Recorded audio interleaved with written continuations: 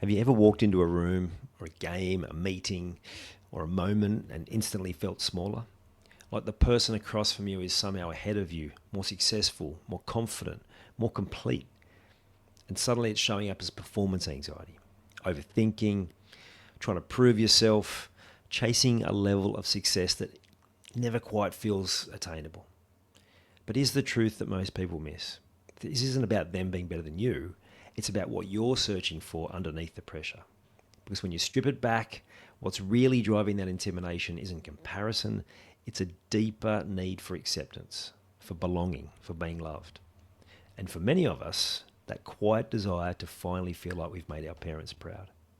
In this episode, I want to unpack what's actually happening in those moments, why intimidation hooks you so deeply, and how to shift from performing for approval to showing up from who you really are. Because the moment you stop trying to earn belonging, your confidence changes, your performance settles, and you stop giving away your power to people you've placed on a pedestal. Let's get into it. I'm Ian Hawkins, and this is Sport is Life. The purpose of sport as I see it is to see your vision become a reality. Find your voice, create strong connections, and learn to trust your body.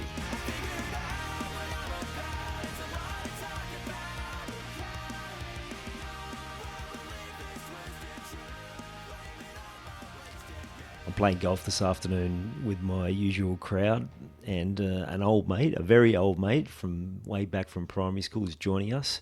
And he just so happens to be a very good golfer. He's been at scratch in the past. He's playing off probably about 2, I think, at the moment, whereas the rest of us are somewhere between 18 and 20 something. So there's a fair difference in standards, right?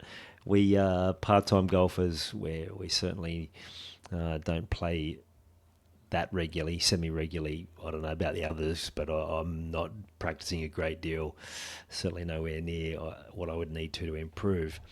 And just thinking about it today, I'm thinking in the past, and actually not so long ago, in a situation like that, I would have felt quite intimidated by someone who's that much better than me. And that doesn't just show up, well, it didn't just show up on the sporting field in situations like that, but workplaces, meeting new people, networking, friend situations, relationships. I would have that level of intimidation, feeling not good enough, all of those different things. And you might be able to relate. There might be different times where you've felt performance anxiety come on when you're stepping up to another level, or whether you're connecting with people that maybe you perceive that are at a different level to you, or maybe in terms of results they are at a different level to you, and that's normal as well.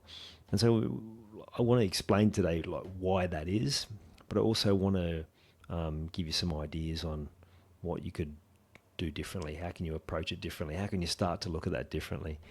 So what happens is that when, well, you would know it if you've experienced it, right? Pardon me. You start getting to that place of thinking about this person or group where you're feeling like you might be a bit out of your depth, and you start overthinking things. You might even start feeling a bit anxious. You're kind of trying to prove yourself. Now, where that's born from, and you might remember times where when you're growing up in a sporting environment where sometimes it feels like you're not fully accepted into a team until you show some level of quality where they go, oh, okay, this guy can play a bit. So it's kind of that searching for belonging. I've had people explain this to me themselves. I've experienced it myself. I've watched it happen. And that, rather than that being the cause of it, that's actually more something at a younger age that reinforces the belief already. Because what really is happening is, even though it feels like we're trying to find belonging, acceptance, being included, liked, loved, it's actually more to do with that very that pattern that would have been installed at quite a young age, which is just trying to make our parents proud, to feel like we're loved. And there's usually actions from inadvertently by our parents that that have us think this way, but there's more often than not it is from how we in our young mind while we're still growing in those first 5-6 years, like I've discussed before, just trying to make sense of the world, and we create these ideas and think about, well, okay, if this is happening, it must mean this, and often it comes down for the young child mind that we're just equating people's reactions to they love me or they don't love me. So we're literally going out there trying to gain people's love, trying to make our parents proud, and that pattern's still playing out at an older age. So that's understanding it, but then what do you do about it? So the moment, I'll tell you why it's important, because the moment you stop chasing belonging and acceptance and feeling like you're included, so the moment you stop, you start feeling more confident, you start finding more consistency, your performance actually settles, and you'll stop giving your power away to those people that you put on a pedestal. So the first step is always self-awareness. So it's catching yourself when you're having those moments and just being aware of how your physical body reacts when you're in those moments. It's like, where does your thought process going to? So do you have a bodily reaction? Do you feel the anxiety? Do you have a crash on your chest? Does your head start spinning? Like whatever it is for you, jitters, butterflies in your stomach, whatever it is.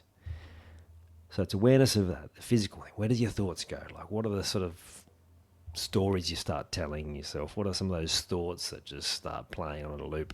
And how do you react emotionally? Because when you can have that self-awareness around what happens, and that's the first step, catch yourself, then you can start to change. Because then it might happen, you go, oh, wow, isn't that interesting? Instead of seeing it as a negative and, oh, no, I'm this, I'm that, and you start creating all these stories about what the reaction means, instead, just with curiosity, just go, oh, isn't that interesting that I reacted like that? Wonder why that is. And instead of like almost self-attacking you, which we can be all prone to at different times, it's just, that curiosity, but noticing. Because what will happen is the next time you're faced with that, while you may not react differently initially, you'll be quicker to realize, oh, I've just done that again. Oh, I'm about to do that again. Or maybe it goes on a bit longer and you go, oh, goodness, I'm playing this same story again and I'm reacting this way, and I'm going to try and snap myself out of it. I remember one of my mates who works in the personal growth space say that it's like their mini-me, that they just say, oh, thank you for passing on that, but I don't need that message today. And I thought that was a really, really simple way of just framing that inner voice, the ego voice that sometimes looks to, well, it's trying to keep us safe, but sometimes it's safety that we don't need. So awareness is the first step. And then, like I always talk about, it's in journaling on it. Acknowledge where it's happened, when it's happened. Start having to think about why you might have reacted that way. Start having to look back, like where else has this happened over the course of my life? And then ultimately, it's having a think about, well, what actually am I trying to achieve there? Is it to really, because I want to impress this person? Because that's not really what's happening at a subconscious level. What you're really just wanting is that make your parents proud. It sometimes can be as simple as that. Because then you can start mapping out a different story in your head, the acknowledgement, the thinking about where it's come from, the origin of this story, and then writing a different story. Then showing up with that different story and then holding yourself to account by continuing to monitor that with your journaling process.